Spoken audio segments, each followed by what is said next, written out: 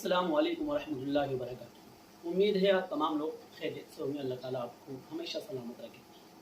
آج جس موضوع پر جس ٹاپک پر ہم بات کرنے والے ہیں وہ ہے نکاح، یعنی ایک گھر کے اندر سب سے بڑا دن جب ہوتا ہے جب کسی ماں کی بیٹی کا نکاح ہوتا ہے، جب کسی ماں کے بیٹے کا نکاح ہوتا ہے، جب کسی گھر سے کسی لڑکی کی وداعی ہوتی ہے اور جب کسی گھر سے کسی لڑکے کا نکاح ہوتا ہے۔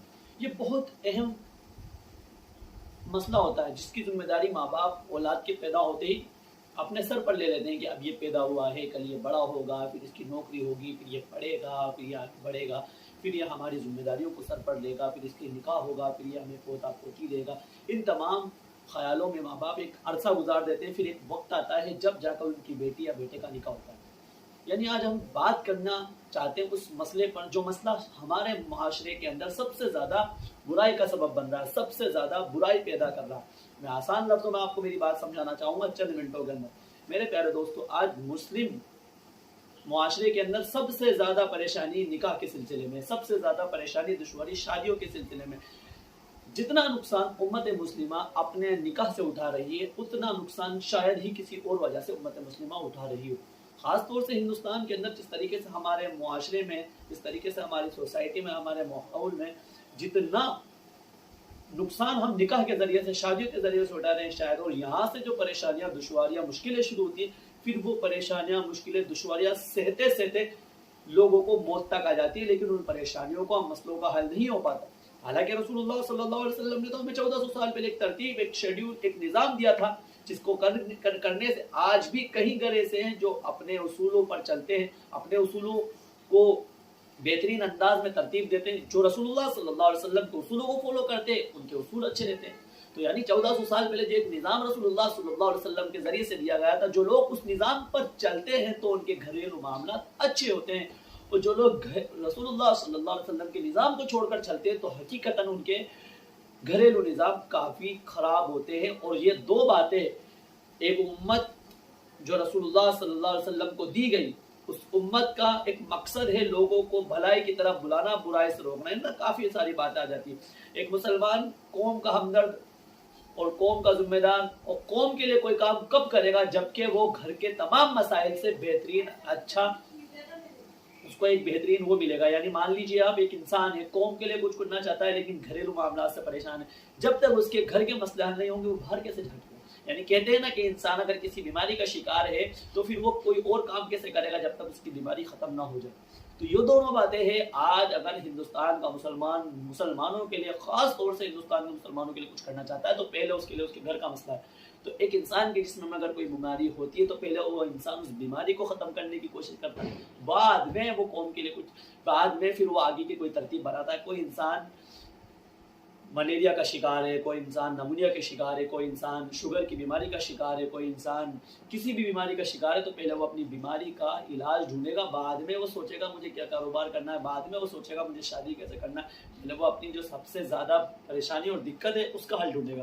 تو ہم بات کو لمبی نہ کرتے ہوئے آگے بڑھتے ہیں۔ میرے پیارے دوستو، آج آپ دیکھتے ہیں ہمارے معاشرے کے اندر، ہمارے مسلمان سوسائٹی کے اندر کتنا زیادہ بگاڑ ہے، لوگوں کے نظر میں مسلمان کتنا ذلیل ہو چکا ہے۔ آج اگر پوری کائنات میں سب سے زیادہ ذلیل کوئی قوم ہوگی تو وہ مسلمانوں کی قوم ہوگی۔ آج سے سالوں پہلے ایسا نہیں تھا۔ سب سے زیادہ عزت دار قوم کون مانی جاتی تھی؟ مسلمان مانے جاتے تھے۔ اس کے بعد پیچھے کافی ساری وجہ ہے۔ اس لیے آج ہم نے جو موضوع لیا، جو ٹاپک لیا، وہ لیا ہے شادیاں۔ ہماری شادیوں سے ہمیں کتنا نقصان ہو رہا ہے، یہ دو باتیں اگر آپ اپنے ذہن کے اندر بٹھا لیں گے تو انشاءاللہ آپ قوم کے لیے بھی مددگار بنیں گے اور اپنے گھر کے لیے بھی مددگار بنیں گے۔ صحابہ کرام رضی اللہ تعالیٰ عنہم اجمعین جب سالوں پہلے دنیا میں موجود تھے تو ان کے گھریلو معاملات اتنے مضبوط تھے، ان کا بیٹا، بیوی، بچے، گھر کے ہر فرد اس بات پر راضی رہتے تھے، والد صاحب آج چاہیے، آپ جائیے اللہ کے راستے میں جان دیجیے، گھر کو میں سنبھالوں گا۔ گھر کے اندر عورتیں اونچی آوازوں میں بات نہیں کرتی تھی، گھر کے بچے بڑے ادب اور تمیز والے ہوتے تھے، گھر کی بیٹیاں بڑی باپردہ ہوتی تھی، گھر کی بیٹیوں پر ان کے والد کو بڑا بھروسہ ہوتا تھا، اس لیے وہ نکل جایا کرتے تھے اللہ کے راستے میں۔ یعنی گھر کی طرف سے نو ٹینشن۔ گناہوں کا ہونا ایک الگ مسئلہ ہے، میں ان باتوں میں تمام باتوں کو لے لوں گا۔ دیکھیے، گناہ ایک الگ چیز ہے جو انسان سے ہو جاتا ہے، تو ہم یہ تو نہیں کہہ سکتے کہ ہم ایسی کوئی غلطی کریں ہی نہ، لیکن ایک سکون، ایک اطمینان صحابہ کو ہوتی تھی اپنے گھر کی طرف سے، جو کہ آج ہمارے نوجوانوں کو، ہمارے گھر کے بزرگوں کو، ہمارے گھر کے بڑوں کو، ہماری گھر کی ماؤں بہنوں کو نہیں ہے۔ وہ گھر کی طرف سے کافی پریشان ہے۔ پھر جب وہ گھر کی طرف سے مکمل طور پر پرسکون ہوتے تھے پھر جا کر وہ کوئی دوسرا قدم اٹھاتے تھے، جس کی وجہ سے مسلمانوں نے کافی سالوں تک حکومت کری۔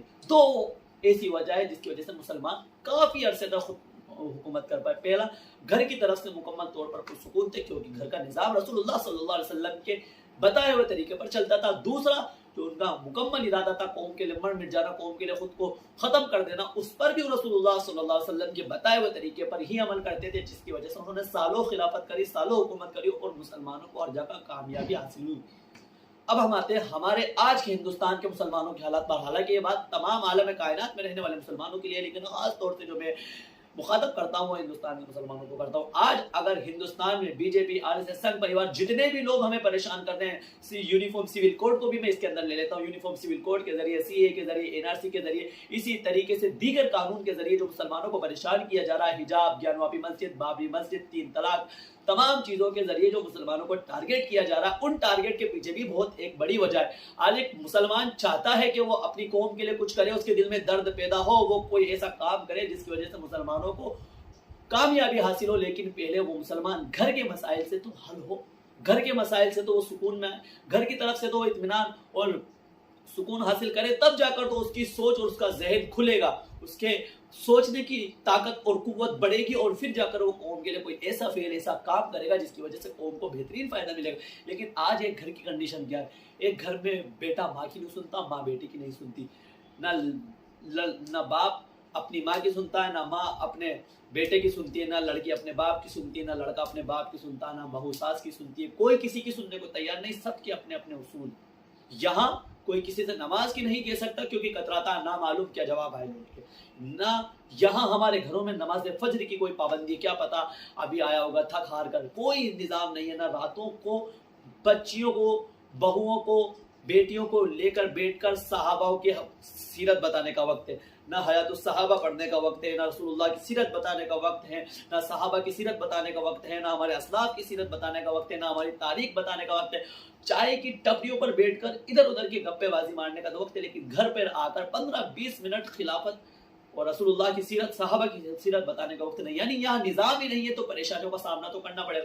جس گھر میں روزانہ قرآن نہ پڑھا جاتا ہو، جس گھر میں رسول اللہ کی سیرت نہ بتائی جاتی ہو، تو پھر اس گھر میں کہاں ایک باپ کی چل پائے گی، کہاں ایک ماں کی چل پائے گی، کہاں بیٹیاں اپنے باپ کی سنے گی، کہاں بیٹیاں پردہ کرے گی، کہاں بچے ادب کریں گے، کہاں بچے فحش فلمیں اور گندی چیزیں دیکھنے سے بچیں گے۔ وہاں کا نظام تو نست و نابود اور برباد ہو جانا ہے۔ یہ پہلی سب سے بڑی وجہ ہے۔ دوسری وجہ، پھر قوم کے لیے کچھ نہ کر پاتے، کیوں نہیں کر پاتے؟ یہاں ادھر ذہن سکون میں نہیں ہے۔ کیوں سکون میں نہیں؟ اس کے پیچھے بھی وجہ ہے۔ یہاں رسول اللہ کا طریقہ چھوڑ رکھا ہے گھر کے نظام کو صحیح کرنے کے لیے، تو وہاں قوم کے لیے ذہن نہیں کھل پا رہا، وہاں مسلمانوں کے لیے درد نہیں آ پا رہا، درد تو آ رہا ہے لیکن کوئی ترتیب نہیں بن پا رہی۔ پہلے ان مسائل سے تو حل ہو۔ یہ دونوں باتیں بہت بڑی وجہ ہے آج ہمارے حالات خراب ہونے کی۔ اب میں دوسری بات پر آؤں گا۔ جیسا کہ ہم دیکھتے ہیں ہماری شادیاں ہوتی ہیں، ہماری بچیاں گھر سے ودا ہوتی ہیں، ہمارے بچوں کے نکاح ہوتے ہیں، دیگر کام ہم کرتے ہیں۔ جب ہمارے بیٹے کا نکاح ہوتا ہے تو وہاں ناچ گانے، عیاشی، بدماشی، چوری چکاری، ہر ایک طریقے کا برا عمل ہمیں دیکھنے کو ملتا ہے۔ ہمارے جو مہمان آتے ہیں ان میں سے کہیں چور نکلتے ہیں، ہماری شادیوں میں گانے چلائے جاتے ہیں، ہماری بہو، ہماری جو بیٹے کی شریک حیات بیوی ہوتی ہے اس کو بے پردہ اسٹیج پر بٹھایا جاتا ہے، اور اس طریقے سے دیگر برے معاملات کیے جاتے ہیں۔ ہماری شادیوں کے اندر جو رشتہ دار ہوتے ہیں، کسی کی کمر دکھتی ہے، کسی کا چہرہ دکھتا ہے، کسی کے گھٹنے دکھتے ہیں، کسی کی جانگیں دکھتی ہے، کسی کی ٹانگیں دکھتی ہے، کسی کا کوئی نہ کوئی جسم کا حصہ آزاد دیکھنے کو ملتا ہے۔ پھر اسی چیز کا برا فائدہ ہمارے نوجوان اٹھاتے ہیں، ایک ذہن دوسرے ذہن سے ملتا ہے، پھر دونوں میں تعلقات بنتے ہیں، یعنی ایک شادی وجہ بنی ایک گناہ کی شروعات کرنے کی۔ یہاں جتنے مہمان آئے، جتنے مہمانوں کی لڑکیاں ہیں، کسی کے چہرے پر پردہ نہیں، سب بنا پردے کے۔ اس میں کچھ ہوں گے جو پردے کے ساتھ آئے ہوں گے، جتنے بھی نوجوان ہیں سب تاکہ جاکی کرنے والا ہے۔ یعنی ایک شادی جہاں نکاح کر کر رسول اللہ کی ایک سنت کو زندہ کرنا تھا، وہ سنت چھوڑ کر بس ایک عمل زندہ ہوا نکاح کا۔ باقی نکاح کے اندر جتنی بھی چیزیں رسول اللہ نے بتائی تھی ان تمام چیزوں کو لوگ بھول چکے، چھوڑ چکے۔ یہ بہت بڑی وجہ بنی ہمارے لیے خرابی کی۔ یعنی نکاح اس طریقے سے ہونا چاہیے کہ وہاں پر کوئی گناہ کی گنجائش ہی نہ ہو، اس طریقے سے صاف صفائی کے ساتھ ہمارا کوئی بھی کام ہو جس کی وجہ سے ہمیں نقصان نہ اٹھانا پڑے۔ یہ ہمارے نکاح ایسے ہوتے ہیں کہ جس کی وجہ سے جانے کتنے گناہوں کی شروعات ہوتی ہے۔ پھر جب ہمارے بیٹے کا یا بیٹی کا نکاح ہو جاتا ہے تو وہاں ہم وہ تمام چیزیں کرتے ہیں جو کہ شریعت میں نہیں، جو کہ رسول اللہ نے ہمیں نہیں سکھائی. رسول اللہ نے ہمارے لیے کتنی تکلیفیں برداشت کری. پھر جب نکاح ہو جاتا ہے، شادی ہو کر ہماری بیٹی گھر چل جاتی ہے، جس کسی گھر میں بھی اس کا نکاح ہوتا ہے، وہاں جا کر جب اس کو تکلیفیں مشکلیں ملتی ہے تو پھر کوئی رشتہ دار نہیں آتا بچانے. ناچنے تو سب جائیں گے، اچکنے سب آ جائیں گے، اچھے اچھے کپڑے پہن کر فوٹو کھنچوانے سب آ جائیں گے، ساری چیزیں کرنے سارے بیمار آ جائیں گے. لیکن جب بیٹی کو درد ملتا ہے، تکلیف ملتی ہے، سارے کہتے ہیں یہی ہونا تھا، ان کی تو اوقاتیں خراب ہیں، ان کی تو جات ہی ایسی، ان کا تو خون ہی ایسا ہے، ان کے تو ماں باپ ایسے. جب آئے تھے تو ہمدرد بن کر آئے تھے، جب گئے تو سردرد بن کر گئے. یہی ہوتا ہے پیارے دوستو. جو رسول اللہ کا ہمدرد نہیں بنے گا، کون اس کا ہمدرد بنے گا؟ ان کو گوشت کھلاؤ، بریانی کھلاؤ، گلپتی کھلاؤ، ادھر کا ادھر کا، ساری ان کی ضرورتیں پوری کرو. نکاح میں تو واہ واہ واہ بہت بڑھیا انتظام. لیکن جب 4-6 مہینے بعد بیٹی کو کوئی پریشانی، کوئی دقت آتی ہے تو سارے رشتہ دار منہ پھیر لیتے. یہ کیوں ہوتا ہے؟ یہ اس لیے ہوتا ہے تم نے بھی دغا کری رسول اللہ اور اللہ کے ساتھ، تو تمہارے ساتھ بھی لوگ ایسے ہی دغا کریں گے. تو جب ہماری بیٹی کو کوئی پریشانی اور مشکل کا سامنا کرنا پڑتا ہے، اس کی سب سے بڑی وجہ ہوتی ہے ہم نے سیرت کو، ہم نے اسلام کو، ہم نے شریعت کو مکمل طور پر نظر انداز کرا، اس لیے ہماری حالت. پھر جب بیٹی کے معاملات خراب ہوتے ہیں تو والدین پھر اور سینہ چوڑا کر لیتے ہیں. ہمارے پاس کیا کمی ہے پیسوں کی؟ ہمارے پاس کوئی دقت ہے؟ ہمارے پاس خوب پیسہ بیٹھ رہا، تو یہاں پر آ کے جوائیں کو لات مار دیتے ہیں، اس کی سنتے نہیں ہیں، دونوں طرف بات سنتے نہیں ہیں، صرف اپنی بیٹی کی دلیلیں سننے میں لگ جاتے ہیں. اور نقصان کیا ملتا ہے؟ وقت ایسا آتا ہے کہ طلاق ہونے کی نوبت آ جاتی ہے. میں نے ایسی ہزاروں شادیاں دیکھی ہے، ایسی اتنی شادیاں دیکھی ہے میں نے اتنی سی عمر کے اندر. میں ہزار تو نہیں بولوں گا، یہ کافی بیوقوفی والی بات ہو جائے گی. میں نے میری اتنی سی عمر میں ایسی شادیاں دیکھی ہے جن میں اتنا ہلہ ہو، جس میں اتنی شو بازیاں، اتنا دکھاوا، لڑکیاں ناچ رہی ہے، ویٹر لڑکیاں لگی ہوئی ہے، کھانا کھڑے ہو کر کھلایا جا رہا ہے، لڑکی اسٹیج پر بیٹھی ہوئی. جنے کتنے معاملات میں نے میری زندگی میں دیکھے، اور وہی معاملات میں نے پھر آنکھوں سے بعد میں دیکھے کہ انہی لڑکیوں کے طلاق ہو رہے. 4-6 مہینے بعد وہ لڑکی اپنے شوہر سے لڑ کر آ رہی. ارے آپ تو ایک دوسرے سے کرسی پر چپک کر بیٹھے ہوئے تھے، آپ کے لیے تو خوب بڑے زبردست گانے گائے جا رہے تھے، آپ کو تو بہترین طریقے سے استقبال کیا جا رہا تھا، آپ کو تو بہترین طریقے سے بہترین تمام رشتہ داروں کے سامنے پیش کیا جا رہا تھا، آپ کا سب کے سامنے انٹروڈکشن کیا جا رہا تھا. پھر اتنے دن میں آپ کو ایسی کیا مجبوری لاحق ہوئی کہ جس کی وجہ سے آپ کے معاملات اتنے خراب ہو گئے؟ آپ نے رسول اللہ کو، اللہ کو چھوڑا تو آپ کے ساتھ یہ ہوا. تو یہاں غلطی یہاں سے شروع ہوتی ہے. اگر ہم سیرت کو، رسول اللہ کو، اسلام کو، اللہ کو چھوڑیں گے تو ہمیں ایسے حالات دیکھنے کو ملتے رہیں گے. پیارے دوستو، اگر آپ کی بیٹی کوئی غلطی کر سسرال سے آتی ہے تو وہاں آپ ایک بات سوچیں، میری طرف سے کوئی ایسا گناہ ہے جس کی وجہ سے اللہ مجھ سے ناراض ہے؟ بیٹی کو سمجھاؤ، اس سے کہو بیٹا یہ تیرا گھر ہے، یہ تیری عزت، آبرو، سب کچھ ہے تیرا شوہر، اور اس کے سامنے جھک کر رہے، اس کے سامنے نماز پڑھ، روزے رکھ، اس کو بہترین قرآن کی باتیں بتا، حدیث کی باتیں بتا، اور اس سے کہے کہ میں اگر کہیں غلط ہوں تو آپ مجھے معاف کریے. رشتے کو مضبوط کرنے والا بنائیے، بیٹی کے سپورٹ میں نہ اتریے. پھر جب بیٹی کا طلاق ہو جاتا ہے تو روزانہ گھروں کے اندر لڑائیاں ہوتی ہیں. پھر ایک انسان جب ان تمام جھنجھٹوں کے اندر الجھا رہے گا تو پھر وہ کہاں سے قوم کے بارے میں سوچے گا؟ اپنے نکاح کو صحیح بنائیے، اپنی شادیوں کو صحیح بنائیے، اپنے ہر ایک عمل کو صحیح بنائیے، اور قوم کے لیے کچھ کریے، رسول اللہ صلی اللہ علیہ وسلم کے لیے کچھ کریے، اللہ کے لیے کچھ کریے. ان تمام بیوقوفیوں کو اپنے ذہن سے نکال دیجیے. قبر میں دفن ہو جائیں گے. آخری شعر کے ساتھ میں اپنی بات ختم کروں گا. ہم وہاں جا کے واپس نہیں آئیں گے، ڈھونڈتے ڈھونڈتے لوگ تھک جائیں گے. حقیقت